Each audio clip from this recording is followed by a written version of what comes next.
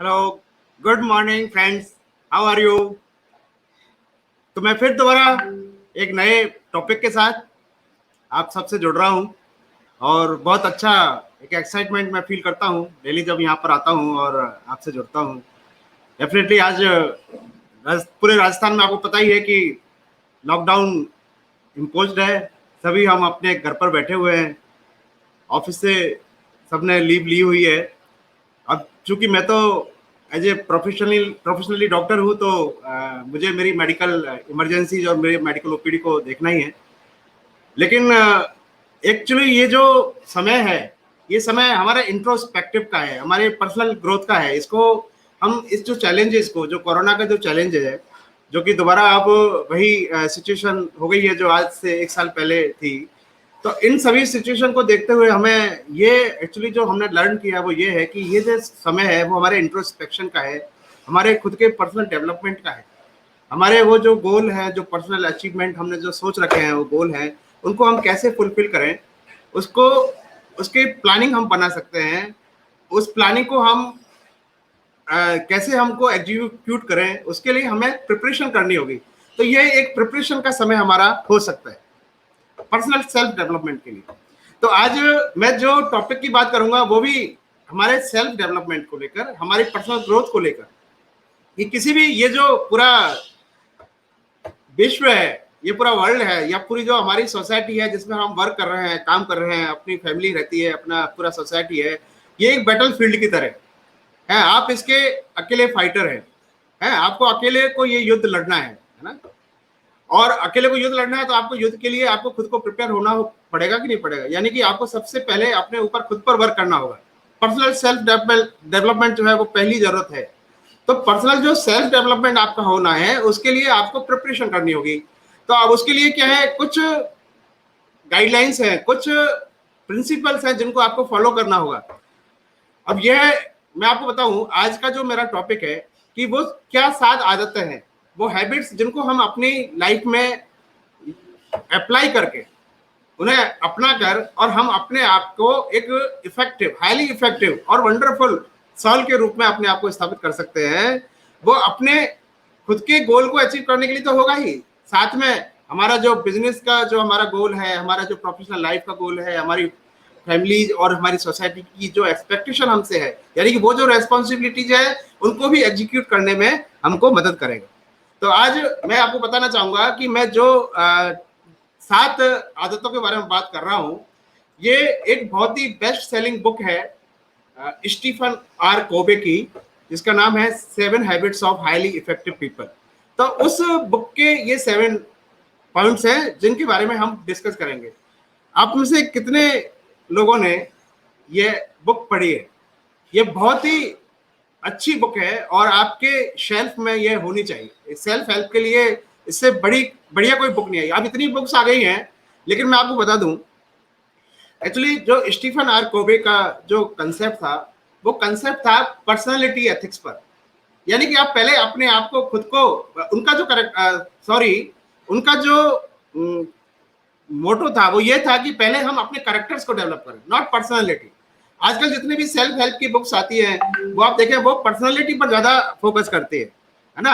जैसे कि आपका बिहेवियर कैसा होना चाहिए, आपका लाइफ स्टाइल कैसा होना चाहिए, आपका सोसाइटी में आपकी अपीयरेंस कैसी होनी चाहिए, आपकी सोशल इमेजेस कैसी होनी चाहिए, है ना, आपका वे ऑफ टॉकिंग कैसा होना चाहिए, तो उन पर ध्यान दिया जाता है। That is personality ethics. This is also a part of our personality overall. लेकिन पर्सनालिटी का जो मेन हमारा जो रूट हम जिसको कह सकते हैं, वो रूट है हमारा कि हमारे जो खुद की जो करेक्टर है, हमारा जो करेक्टर है वो हमारा सॉलिड होना चाहिए। That is the foundation. अगर हमारा करेक्टर सॉलिड होगा तो उसके ऊपर फिर पर्सनालिटी भी चमकेगी, जो भी हमारा एटीट्यूड है वो भी चमकेगा। यानी कि जो भी करेक्टर्स है हमारे, they are like seed, roots of the tree, है ना। रूट्स किसको दिखती नहीं है, रूट्स दिखती नहीं है, लेकिन रूट्स क्या है, वो फाउंडेशन है किसी भी ट्री की। कि ट्री कितना भी ऊपर चला जाएगा, उसकी रूट्स जब तक मजबूत नहीं होगी ना, तो वो ट्री ज्यादा ऊपर, ज्यादा हाइट को नहीं बढ़ा सकता। तो हमें अपनी रूट्स मजबूत करनी है, यानी कि हमको सबसे पहले अपने कैरेक्टर्स को सॉलिड करना है। कैरेक्टर्स हमारे सॉलिड किससे होंगे? हम कुछ हैबिट्स अपनाएंगे, उन हैबिट्स को जब हम अपनाएंगे तभी हमारे कैरेक्टर्स सॉलिड होंगे। तो ये हैबिट्स की बात इस बुक्स में की गई है, ऐसी 7 हैबिट्स बताई गई है। अब इन्हें हैबिट्स कहा है क्यों? क्योंकि इनकी हमें प्रैक्टिस करनी है। आप इसको प्रैक्टिस में लेंगे। देखिए कोई भी हैबिट्स जो होती है ना वो ऐसे इंस्टॉल नहीं हो जाती है। पुरानी हैबिट्स कैसे चेंज होंगी? पहले तो पुरानी हैबिट्स को हमें रिमूव करना होगा, धीरे धीरे नई हैबिट्स को इंस्टॉल करना होगा। फिर नई हैबिट्स हमको जब रिपीटेशन करेंगे तो वो हमारे ऑटोमेटिसिटी में आ जाएगा, है ना, हमारे सबकॉन्शियस माइंड में जब फीड हो जाएंगी ना तो वो ऑटोमेटिकली होने लगेगा। It's just like learning. Bicycle हम लर्न करते हैं, नहीं करते? तो हम क्या करते हैं, पहले हम गिरते हैं, पढ़ते हैं बार बार जो है, फिर राइड करते हैं। बच्चा, अब देखो बच्चा चलना सीखता है, वो भी ऐसे ही करता है। तो ये सब क्या है, ये हैबिट्स फॉर्मेशन में थोड़ा टाइम लगता है। एक बार ऑटोमेटिसिटी ऐसी हो जाती है कि हम जब साइकिल चला रहे होते हैं तो हमें पता ही नहीं चलता कि साइकिल चल भी रही है नहीं चल रही है, और हमारा ध्यान फिर वहां से हटके दूसरी जगह उन पर रहता है। हा?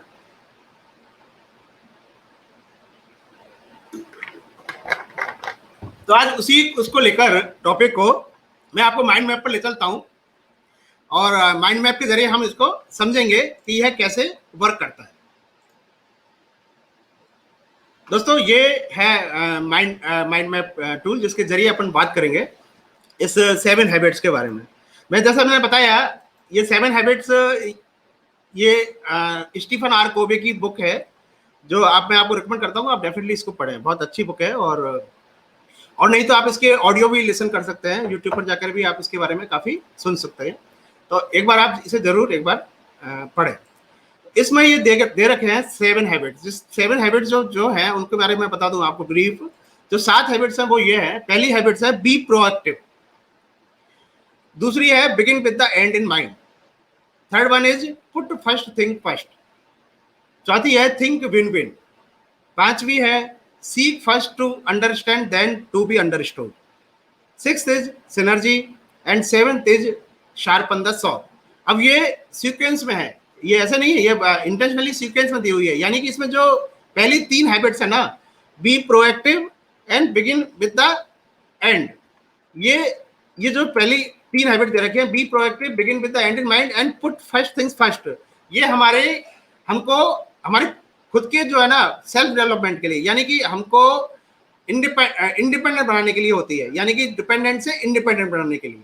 तो सबसे पहले हमको डिपेंडेंट से इंडिपेंडेंट बनना है, उसके लिए आपको ये 3 हैबिट जरूरी है।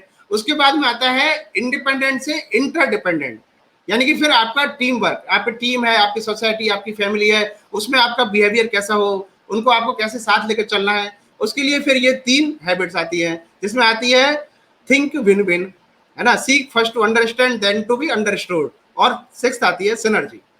Last one is for growth, यानी कि लर्निंग। जैसे कि आप ये सारी हैबिट्स आप इंस्टॉल कर ली, उसके बाद आपको क्या है कि आपको बेटर अपनी परफॉर्मेंस देनी है, एज ए इंडिविजुअल भी और एज ए आपको सोसाइटी के साथ भी, फैमिली के साथ भी, आपके बिजनेस में भी। तो आप कैसे बेटर से बेटर दे पाएंगे? व्हेन यू शार्पन द सा, यानी कि यू शार्पन योर स्किल, आप अपनी स्किल को डेवलप करें। आप स्किल डेवलप कैसे करेंगे? आप लर्निंग से करेंगे, है ना। जैसे कि आपको, और स्किल जो डेवलप करनी है, जो लर्निंग आपको करनी है, जो ग्रोथ आपको करनी है, वो आपको चारों डायमेंशन में करनी है ना। आपको फिजिकल, मेंटल, स्पिरिचुअल और इमोशनल, चारों डायमेंशन में आपको वो ग्रोथ करनी है। तभी जाके आप एक इफेक्टिव, एक करेक्टर, एक इफेक्टिव पर्सनालिटी और एक इफेक्टिव सोल आप बन सकते हैं। तो हम एक एक को थोड़ा सा ब्रीफ में लेते हैं। First is proactive versus reactive. ये क्या होता है, इसको हम थोड़ा स्लाइड के जरिए भी समझते हैं।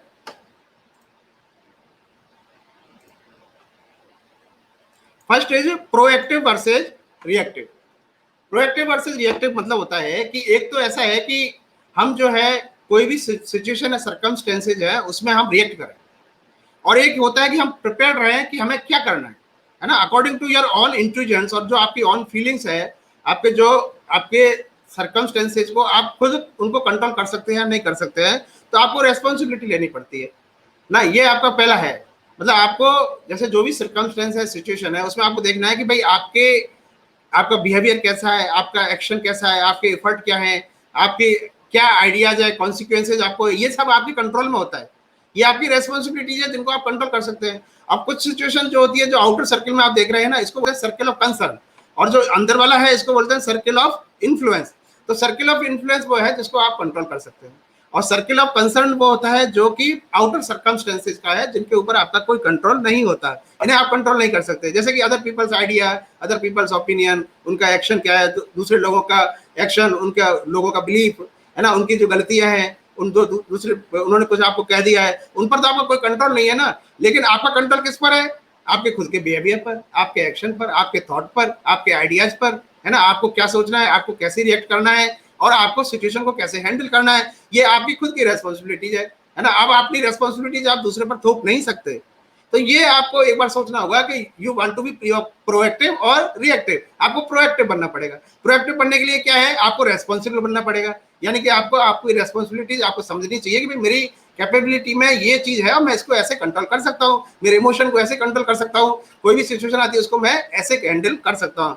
Instead of going for excuses and excuses, आपको एक्सक्यूजाइज वाली जो बीमारी है ना, उससे बचना है। ये हो गया पहला। सेकेंड वन जो हम बात करेंगे वो करेंगे begin with the and. Begin with the and का मतलब क्या हुआ? ये मतलब होता है कि आपको जो भी आप कार्य कर रहे हैं या जो भी व्यवहार कर रहे हैं, जो भी आप, उसमें आपको सोचना है कि आपका अल्टीमेट पर्पज क्या है लाइफ का। आप अपने आप को लाइफ के एंड पर ले जाकर सोचिए कि उस सिचुएशन में आप क्या चाहते हैं आपके साथ। आप एक हैप्पी पीसफुल लाइफ जीना चाहते हैं या नहीं चाहते हैं? भाई एंड में आप क्या चाहते हैं? बिगिन विद द एंड मतलब आप जो शुरुआत कर रहे हैं उसमें एंड को सोचे सबसे पहले। और एंड को सोचना मतलब आपने जो मिशन या विजन, जो गोल आपने सोच रखा है उसके बारे में सोचे। इवन आप इतना भी नहीं, आप इससे भी आगे सोचे, यानी आप सोचे कि जब आप इस दुनिया से चले जाएंगे तो लोग आपके बारे में क्या बात करना चाहेंगे, आप क्या चाहेंगे कि लोग आपके बारे में क्या बात करें। आपको वह एंड तक सोचना है, उस एंड तक सोचना है। एक इंटरेस्टिंग स्टोरी मुझे याद आ रही है इस बिगिन विद द एंड पर। ये अल्फ्रेड और नोबेल की है ना, जिन्होंने डायनामाइट का आविष्कार किया। आज अल्फ्रेड और नोबेल को किसके लिए जाना जाता है?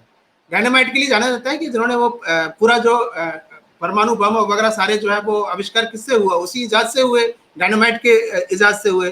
तो आज किसके लिए जाना जाता है अल्फ्रेड और नोबेल को? डायनामाइट के लिए नहीं जाना जाता। किसके लिए जाना है? वो पीस, नोबेल पीस पुरस्कार उनको मिला, उसके लिए जाना जाता है। आप सोचिए तो ऐसा क्यों हुआ, उसके पीछे भी स्टोरी है।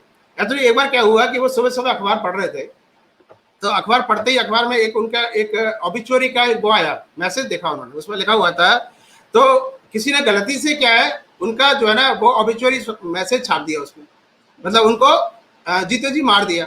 और उसमें लिखा हुआ था कि मौत का सौदागर मारा गया, मौत का सौदागर मारा गया।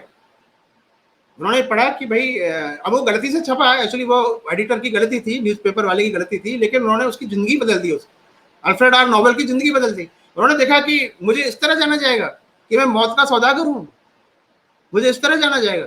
उसी दिन उन्होंने अपनी जो सारी संपत्ति, जो कॉपीराइट से, जो उन्होंने डायनामाइट का आविष्कार किया, जो कॉपीराइट से उनको मिली थी, वो सारी संपत्ति उन्होंने, और पीस प्रोसेस के लिए, वर्ल्ड में पीस एस्टेब्लिश हो उसके लिए उन्होंने डोनेट कर, ठीक है ना। और नोबेल पीस पुरस्कार उनको मिला, ठीक है ना।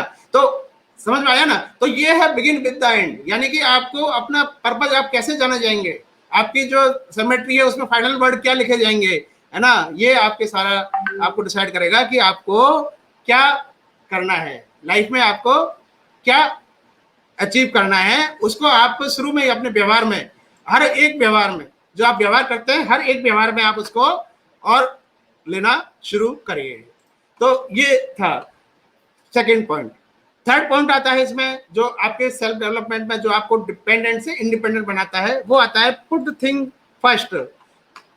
फर्स्ट थिंग फर्स्ट, यानी कि आपको टाइम मैनेजमेंट का, इसमें आपको क्या है, जो भी आप वर्क कर रहे हैं उसमें आपको टाइम मैनेजमेंट का ध्यान रखना है कि भाई कौन सी वर्क जो है वो अर्जेंट है, इंपॉर्टेंट है, जिसे आप पहले करना है, और जो वर्क अर्जेंट और इंपॉर्टेंट नहीं है उसे आपको बाद में करना है। अब इसके लिए मैंने एक आइजनवेयर मैट्रिक्स का एक टाइम मैनेजमेंट का फॉर्मूला जो है वो एक पिछले वीडियो में आपको बताया था, एक बार आप उसे जरूर देखना। तो time management is very must, ये आप जरूर, ये देखो दिन में अपने जो टाइम है वो लिमिटेड होता है, सबके पास में वो 10 या 12 घंटे होते हैं वर्किंग आवर्स के। अब उसमें अगर अपन ऐसे काम करने लग जाए जो अर्जेंट भी नहीं है, इंपॉर्टेंट भी नहीं है, तो फिर अपन जो गोल हमें अचीव करना है, जो हमारे पर्सनल ग्रोथ के लिए या हमारे सोशल, हमारी रेस्पॉन्सिबिलिटीज के लिए, हमारी फैमिली रेस्पॉन्सिबिलिटीज के लिए या हमारी बिजनेस रेस्पॉन्सिबिलिटीज के लिए जो जरूरी वर्क है वो सारे रह जाएंगे, है ना। तो हमें प्रायोरिटीज तो डिसाइड करनी होगी ना। अपनी टू डू लिस्ट में उन वर्क को सबसे पहले करना है जो कि अर्जेंट और इम्पोर्टेंट है ना। उन वर्क को बाद में करना है जो कि लेस अर्जेंट है या लेस इंपॉर्टेंट है, ठीक है ना, या कुछ वर्क को डेलीगेट करना है। तो ये मैंने सारा उस वीडियो में एक बार एक्सप्लेन किया है, एक बार आप जरूर उस वीडियो को देखें टाइम मैनेजमेंट का। तो ये आता है आपके 3 जो हैबिट्स हैं, ये आपके सेल्फ आपको डिपेंडेंट से इंडिपेंडेंट बनाती है। नेक्स्ट 3 हैबिट्स पर आते हैं। ये 3 हैबिट्स आपको एज ए सोशल बीइंग, आपको अपनी फैमिली रेस्पॉन्सिबिलिटीज, आपके टीम में आपका व्यवहार, टीम आप कैसे अपनी टीम को साथ लेके चलते हैं, उन सब में काम आएगी।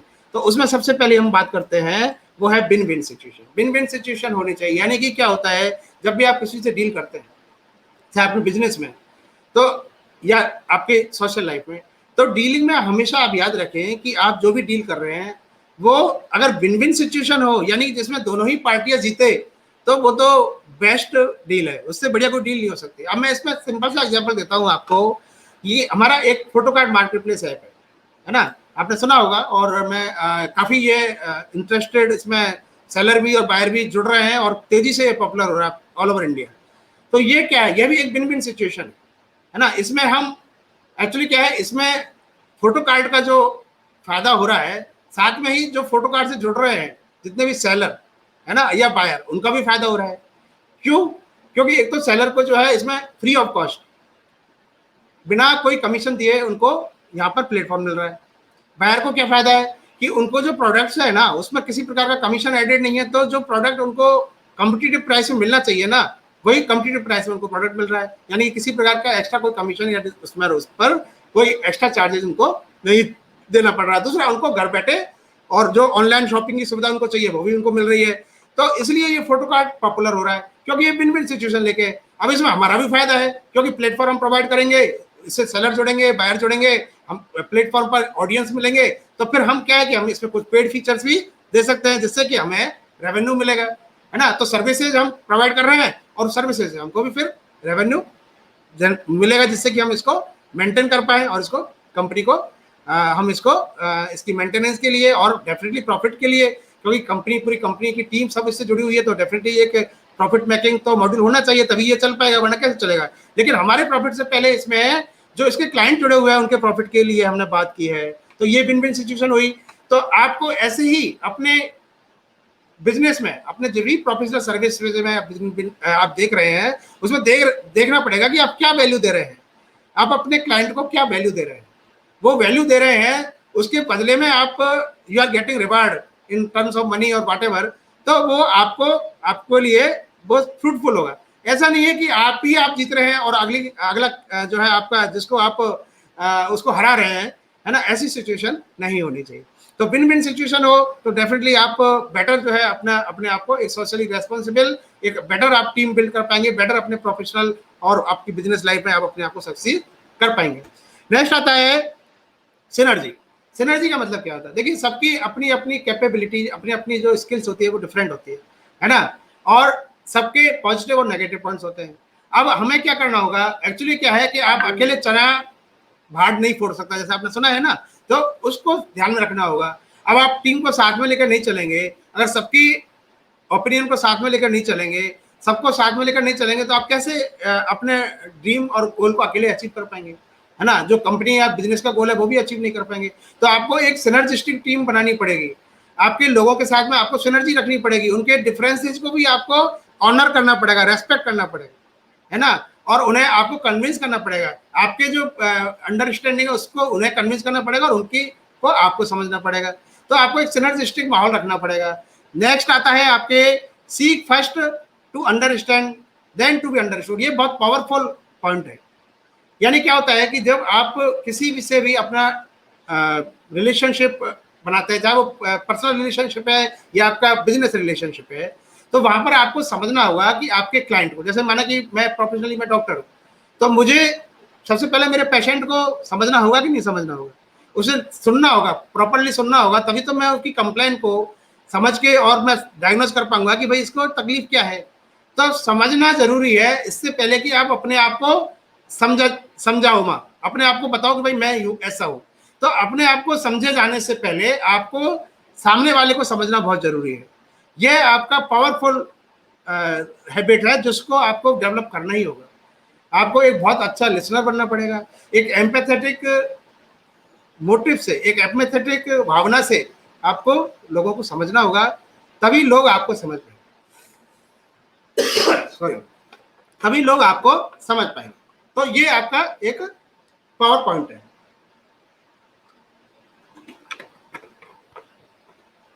नेक्स्ट वन जो आता है वो आता है शार्पन द सॉ।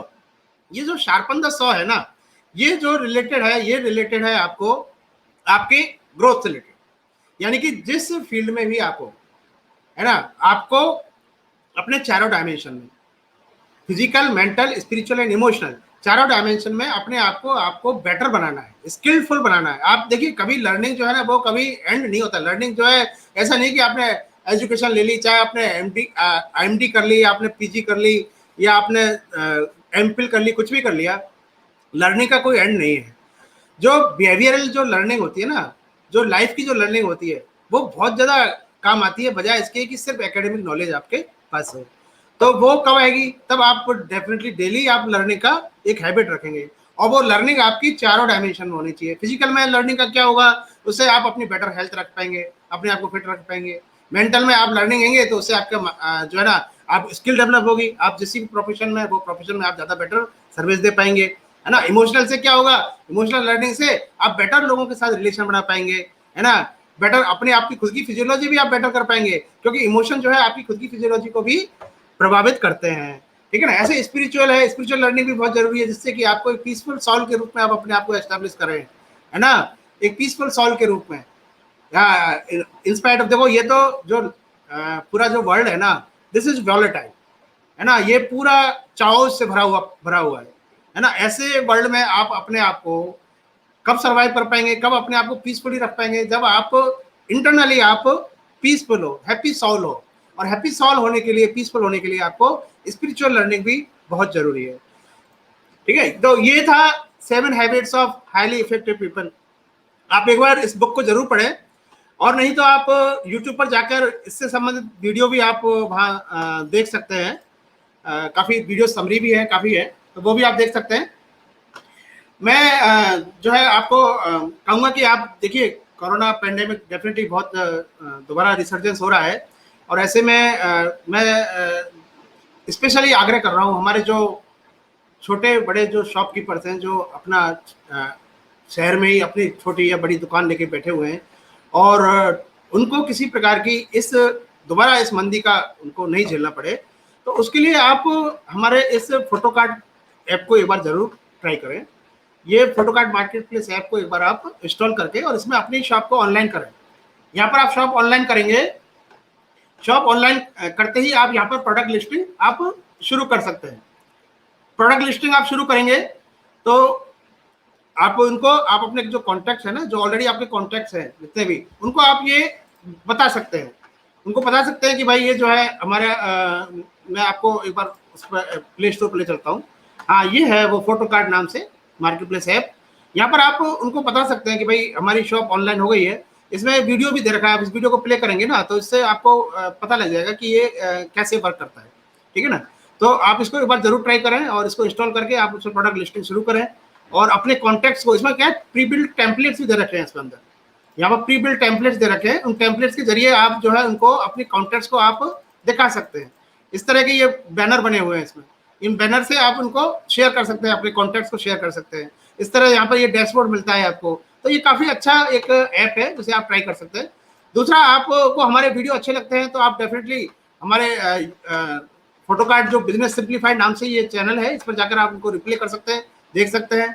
इवन आप मेरे फेसबुक पेज से जुड़ सकते हैं, जहाँ पर मैं डेली लाइव स्ट्रीमिंग तो वीडियो की करता ही हूँ।